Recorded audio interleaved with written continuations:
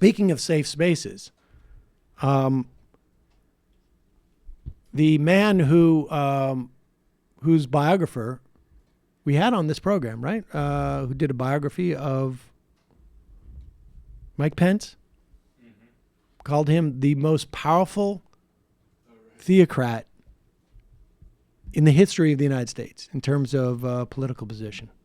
Mike Pence was at Liberty University, basically telling the students there that Donald Trump, a deeply religious and moral man, is protecting them, and also prepared to go out and, as you go into the profane world, where people think that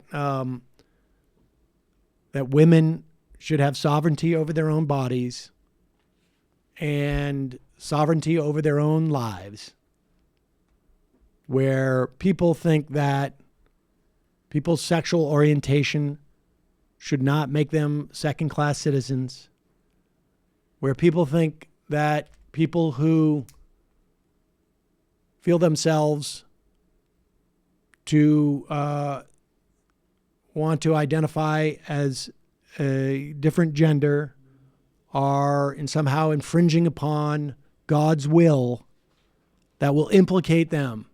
Be prepared to be shunned and metaphorically burned at the stake, or in other words, to have people disagree with you. But my message to all of you in the class of 2019 derives of the moment that we're living in today. You know, throughout most of American history, it's been pretty easy to call yourself Christian. It didn't even occur to people that you might be shunned or ridiculed for defending the teachings of the Bible. But things are different now. Some of the loudest voices for tolerance today have little tolerance for traditional Christian beliefs. So as you go about your daily life, just be ready. Because you're going to be asked not just to tolerate things that violate your faith, you're going to be asked to endorse them. You're going to be asked to bow down to the idols of the popular culture. Bow down, so you need to prepare your minds for action, men and women.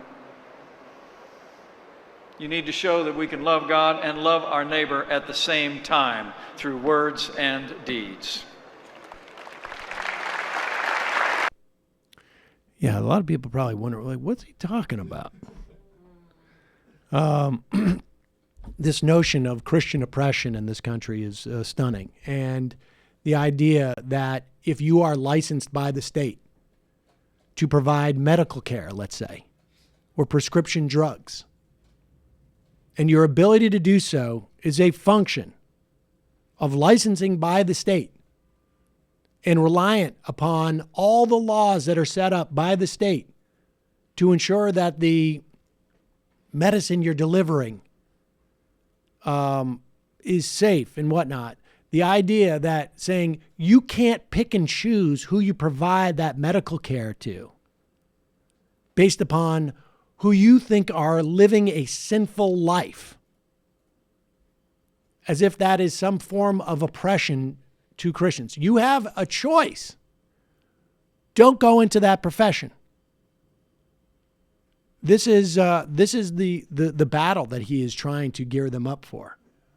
Well, I think he's speaking of the social sphere as well, because it is true that there are certain beliefs that certain strands of Christianity have interpreted to be the Christian beliefs that are no longer acceptable in certain places in polite society, like hating people just for being gay or thinking that trans people are an abomination or whatever. And that's a good thing. Well, I mean, the fact is that there is no law that says that you can't have those feelings. If that's what your religion teaches you, and even if you want to slice it as like hate the sin and not the sinner, but you don't have the right in civil society to impose that morality on the rest of us.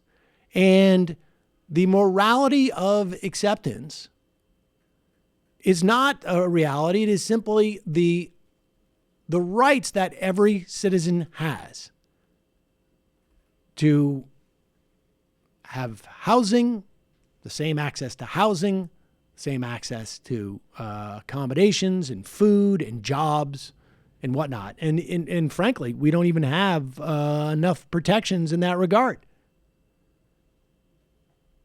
So if you want to live in a gated community, barter your services to your neighbor, that is certainly up to you. But if you want to engage in commerce and whatnot in civil society, then you have to accept that your morality does not get to dictate who gets rights and who doesn't. Even though, frankly, to a certain extent, we still have that problem. But I don't know. I mean, you could have said those same words when they started to roll back anti-miscegenation laws.